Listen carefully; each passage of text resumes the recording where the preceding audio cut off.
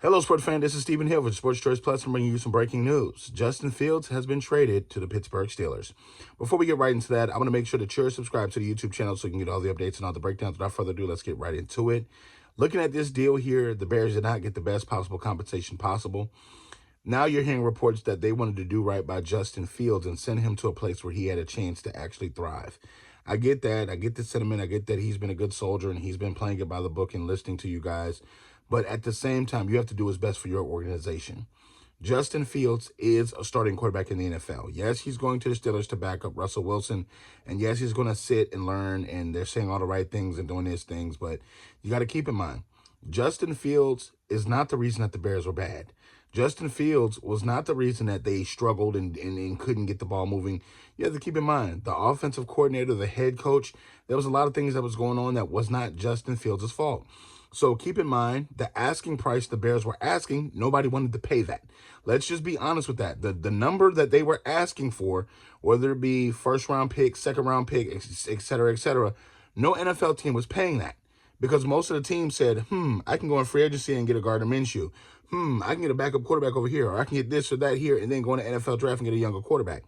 That's why the value of what we have coming out the draft, when you have so many quarterbacks coming out, teams will take their chances saying, do I give up 2 or 3 big picks, whether it be first and second round picks, or second and the third, second and the fourth, second and the fifth, when I potentially have a big draft where there's multiple players, multiple positions, multiple skill sets that can help my franchise, or do I go all in on this quarterback? And you got to keep in mind, when you make decisions like that, that's tied to your employment.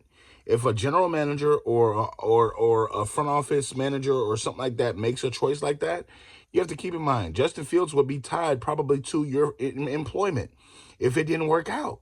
So you got to keep in mind, nobody wanted to pull that trigger and make that.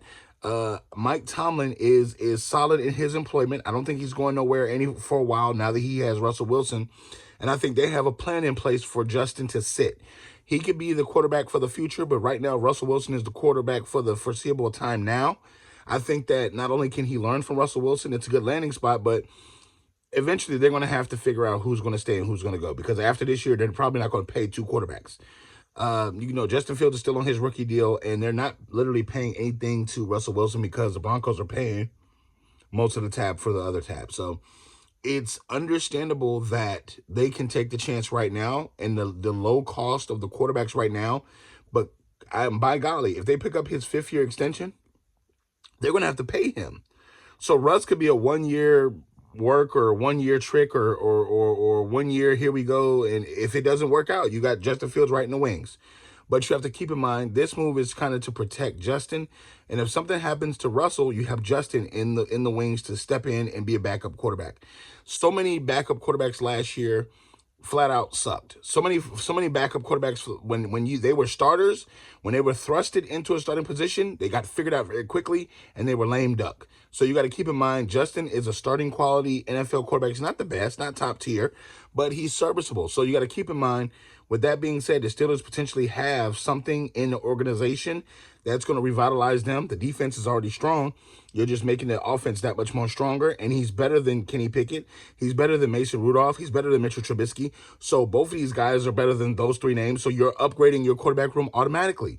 So at this point in time, now you can save money to have to go buy somebody in the draft, and you can say, boom, let's go address the offensive line. Boom, let's go address corner.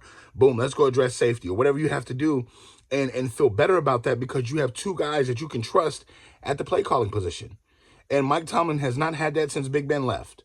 So let's be clear, it's a good move by the Steelers. The Bears, they could have did better. They had offers on the table to go elsewhere, but they want to do right by Justin Fields. I respect that, but you got to do what's best for your team at some point. So it's a win-win situation for Justin Fields because either way it goes, he could be a starter as of next year, or if Russell Wilson struggles this year, he could take his spot. You never know. But I think the Steelers organization ultimately won this deal. And moving forward, I think that we're going to see some interesting things coming out of Pittsburgh. This is going to jumpstart their organization, and the expectation right now is Super Bowl. Not just making the playoffs, not just getting back to the playoffs. So we're going to see how well this move works for them. Are you NFL fans, Steelers fans? Get in the comment section below. Definitely check out Sports Choice Plus, and we'll see you on the very next video.